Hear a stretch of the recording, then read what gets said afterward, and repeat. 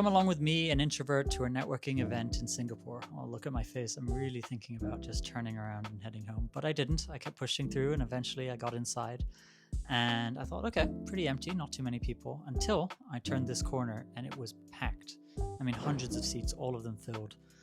This was Cursor's first event in Singapore, and there were a lot of really interesting talks, especially this one that made me realize I really need to up my game when it comes to using these different AI tools and just being not just a better prompter, but organizing my files better.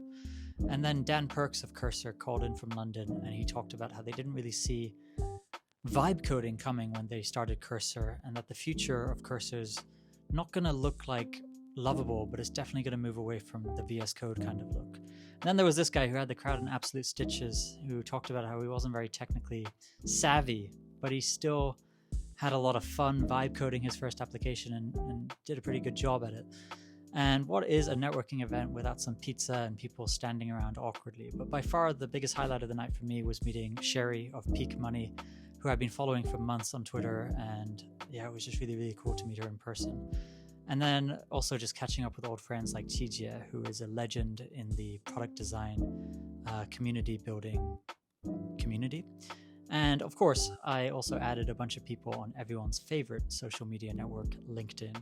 So that was cool. And yeah, that's all for today. I will see you all tomorrow.